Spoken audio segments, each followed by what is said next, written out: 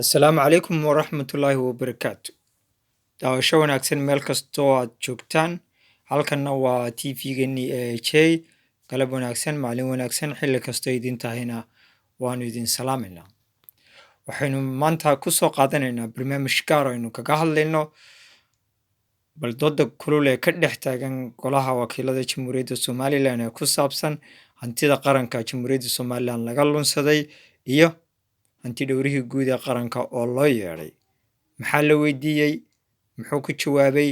Muxuuse inoo baadhay 4 sannadood oo uu joogay? Haddaan idin soo qadimo, 13 goobood oo keliya ayuu baadhay boqolkiiba 13 noqonaya. Boqolkiiba 85 ama 87 goobood muu taaban. Waxaa la sheegay in meelaha la baadhayay ay ahaayeen 58 ama 8 xarumood oo keliya ayuu baadhay.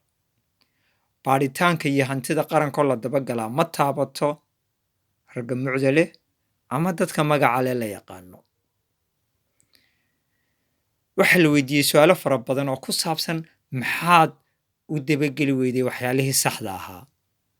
Laakiin su'aashu waxay tahay, haddii natiijada baadhitaanku aanay ku soo dhammaanin wixii dadku doonaya oo ah in cid loo xidho ama in hantidii qaranka laga dhacay loo soo celiyo, maxay ka dhigan tahay su'aalaha darandooriga ee golaha wakiiladu uu weydiinayo qofka u qaabilsan hanti dhowrka qaranka? Waxaa kaloo iyaduna dhib ah oo taagan mar kasta in cidda weydiinaysa su'aalaha aanay ahayn cid iyada lafteedu takhasuskan ah. Waxaana la dhex dhigay 82 xildhibaan. Waxay ahayd in si khaas ah u weydiiyaan guddida dhaqaalaha oo la garanaysa xisaabta la lunsaday, qaabka loo lunsaday iyo qaabka keliya loo dabageli karo. Maayarka Jubilee waxaa lagu eedeeyey hanti lunsan fara badan oo weliba ay ku eedeeyeen 12 ama 7 xildhibaan oo ka mid ah golihiisii deegaanka. Laakiin markii meel kasta la isla maray wuxuu noqday gardarro garabog, cidina waxba kama qaban. Haddaba waa maxay? Xagee baa looga gudbayaa su'aalahan la weydiinayo dadkii hantida lunsaday, baadhitaankan lagu sameynayo iyo tallaabadan aan laga qaadanin? Ma dadkan baa la tusayaa in loo shaqeeyey su'aalana la weydiiyey oo sidii hore waaba dhaantaaba? Mise wax isbeddelaa imanaya? Guddida loogu talagalay qaybta dhaqaalaha qaabilsan waxay ahayd inay weydiiyaan su'aalo sax ah maadaama iyagu yihiin dadka xirfadlayaasha ah ee dhaqaalaha la garanaya. Golaha wakiiladu waxa fiican in guddi kasta qaybta ay qaabilsan tahay aqoonteeda leedahay. Hadday tahay dhaqaale, hadday tahay caafimaad, hadday tahay waxbarasho. Laakiin xildhibaan aan aqoonteedii lahayni ma weydiin karo mas'uul kale aqoon aanu lahayn. Xildhibaanada maanta jooga ee su'aalahan weydiinayay dad fara badan waxay sheegayaan inay ka fiican yihiin kuwii hore ahaa ansixiyayaasha ama gacmaha u taagi jiray xukuumaddu markay wax keento, iyagoo dadka waqti fara badan ka lumiyey. Laakiin rajadu waxay ku xidhan tahay waayo cidda tallaabada qaadaysa, waayo cidda ay talada ugu dambaysaa ka go'da. Waa madaxweynaha Jamhuuriyadda Somalilan oo ay tahay inuu geliyo kharash iyo dhaqaale cidda lunsanaysa hantidan ummadda. Magaalada Oodweyne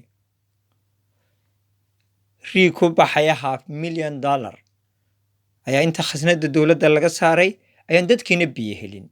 Cidna looma qaban, cidna looma hayo. Waxaa la sheegay in la waayey. Haddii biyihii la waayey, maxaa lacagtii loogu soo celin waayo khasnada dowladda? Su'aashaa lama weydiin. Waxaanay ahayd in cid uun lagu helo. Dhan kastoo laga eegaba waxaad mooddaa hantida qaranka in la lunsadaa inay ka mid tahay dowladnimadaba. Waana taa halka uu khalad ka jiro. Miisaaniyadda qaranka boqolkiiba 85 waa mushaaraad iyo kharashaad. Waana la ishabeeyey sida u muuqato. Boqolkiiba 15 keliya ayaa loogu talagalay qaranka dhan horumarkiisa. Waana halka rajada ummaddu ay ka madowdahay ayna adag tahay in wax saxa laga gaadho sanadada soo socda haddii aan la bedelin qaab dhismeedka dhan ee dowladda iyo qaabka ummadda wax looga bedelo. Waxay u eg tahay in 30 sannadood ay taagan tahay uun aniguna markayga iyo anigu aan noolaado. Inta la helayo nidaam saxa oo ku shaqeeya wixii dadku doonayeen, wax kasta oo la sameeyaa wuxuu u eegyahay uun qalfoof dowladeed. halkan waxaan kusoo gabagabaynaynaa barnaamijkeennii. waa anigoo ah Cabdisaaq Axmed Jaamac oo idinkaga tegaya. assalaamu calaykum waraxmatullaahi wabarakaatu. xilli kasta iyo goob kasta.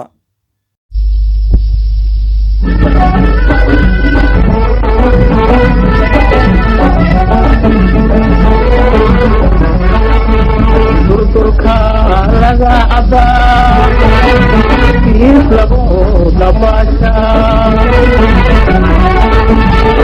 durka laga cabaa kiis lagu dabaasha ahaduu harka dareemo markee laga waraabta ahaduu harka dareemo markee laga waraabta waa tilmaan la daaho se kuma habboone waa tilmaan la daaho se kuma habboone adoo degan u fiirso adoo degan u fiirso jeedada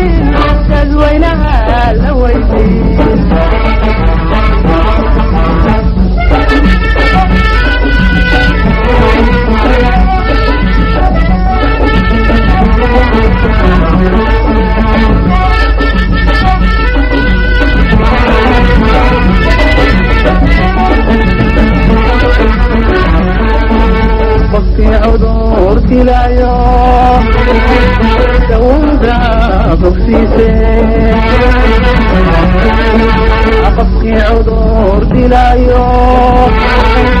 سوادا بخسيسين أحدي دوابو كوتو محاله طبيبا أحدي دوابو كوتو محاله طبيبا